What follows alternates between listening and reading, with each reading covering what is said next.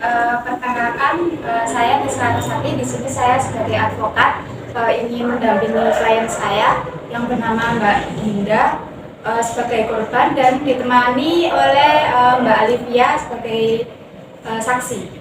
Baik, untuk permasalahannya ini mengenai apa? Mengenai hutang-hutang dulu. Oke, silahkan bisa dijelaskan duduk perkaranya seperti apa? Silakan Ibu Dinda dijelaskan. Jadi gini Kak, saya pada awal tahun 2020 itu si A, kita inisial aja ya Bu ya.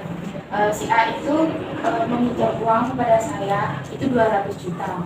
Nah, kejadian awal itu orangnya itu di setiap bulannya di setiap tanggal 5 itu harus mengatur sejumlah 10 juta ke saya.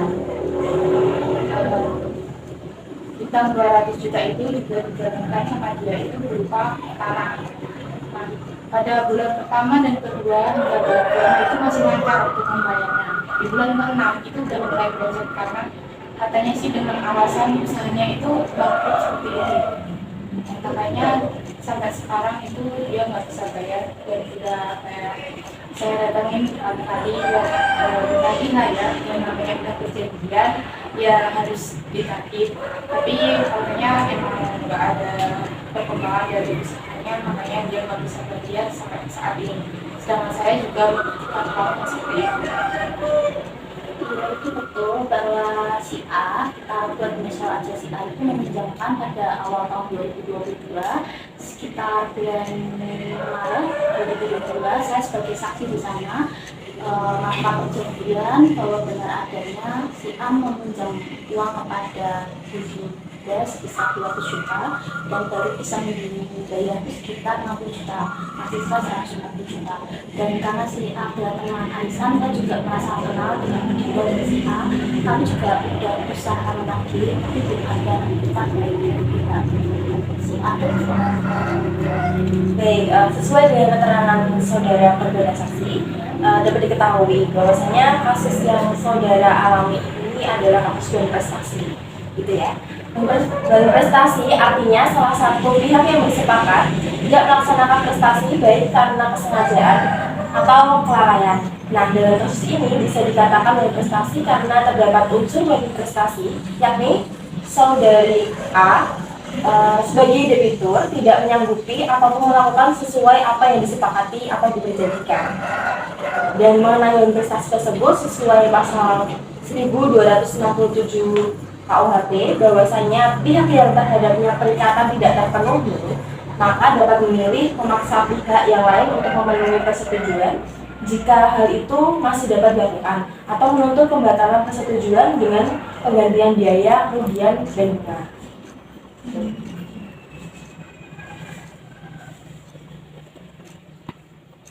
Merujuk pasal 1239, kreditur mempunyai 5 hak ketika debitur dinyatakan berprestasi, yaitu yang pertama menuntut pemenuhan perikatan, yang kedua menuntut ganti rugi, menuntut pemenuhan perikatan dengan ganti rugi, terus yang ketiga menuntut pemutusan perikatan, yang keempat menuntut pemutusan perikatan dengan ganti rugi. Sementara itu, merujuk pasal 1239 KUH Perdata, jika terjadi dugaan prestasi oleh debitur, bentuk ganti rugi yang dapat dituntut oleh pihak kreditur adalah yang pertama biaya yang telah dikeluarkan, yang kedua ganti rugi harta benda milik kreditur, terus yang ketiga bunga atau keuntungan yang akan didapatkan seandainya debitur tidak melakukan kesalahan atau lalai.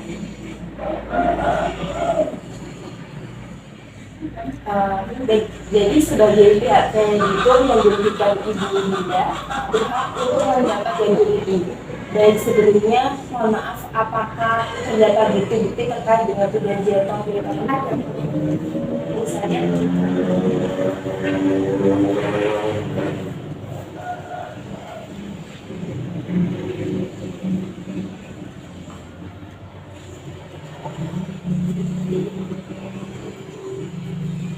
Baik, mengenai bukti-bukti izinkan terima ya, dan kami dalam mempelajari kasus ini membutuhkan kurang lebih waktu 2 minggu.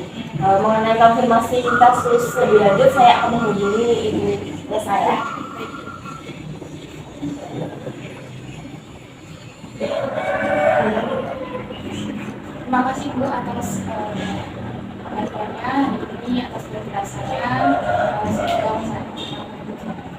Baik. Terima kasih Bu.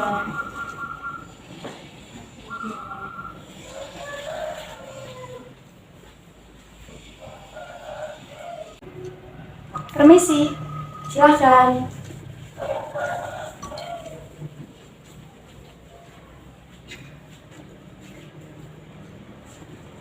Selamat siang Ibu, apakah sehat? Sehat. Langsung saja ya. Mengenai kasus kemarin, itu kan kasus berprestasi.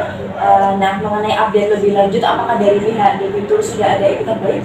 Belum Bu, belum ada itikat baik dari debitur. Oh, gitu. Melihat hal tersebut, karena sampai saat ini belum ada etikat baik dari pihak debitur untuk mengajukan pembayaran, maka kasus ini bisa dilanjutkan dengan mengajukan surat gugatan ke pengadilan. Dalam proses peradilan ini, dapat diketahui bahwasanya korban dan saksi memiliki hak serta kewajiban.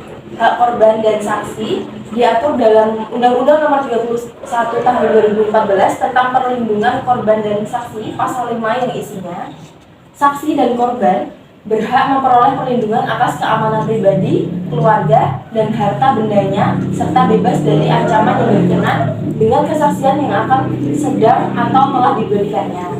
Yang kedua, ikut serta dalam proses memilih dan menentukan bentuk perlindungan dan dukungan keamanan.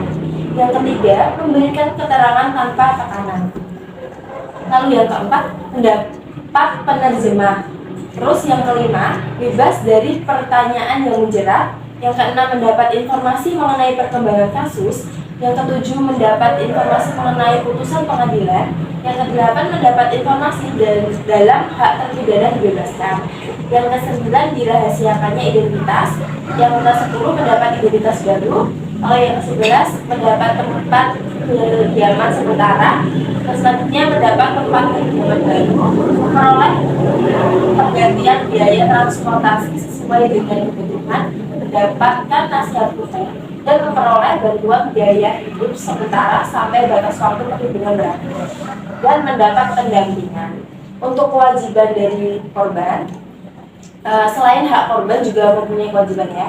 Adapun kewajiban korban adalah tidak menuntut kompensasi yang tidak sesuai dengan kerugian yang telah diterima, memberi kesempatan kepada pelaku untuk memberikan kompensasi pada korban sesuai dengan kemampuannya, bersedia menjadi saksi atas suatu kejahatan yang menimpa dirinya sepanjang tidak membahayakan bagi korban dan keluarganya. Baik, jadi nanti Ibu bulan sesuai yang mudah-mudahan saya seperti itu ya.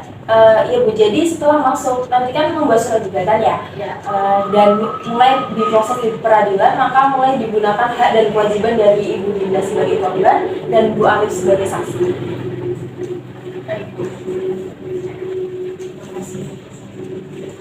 Terima kasih kembali. Untuk saudara Esa, Bu Esa ya, bisa segera diajukan gugatannya dan semoga kasus ini dapat segera menemukan titik terangnya. Terima kasih banyak Asia. Ya. Terima kasih Bu. Ya. Terima kasih.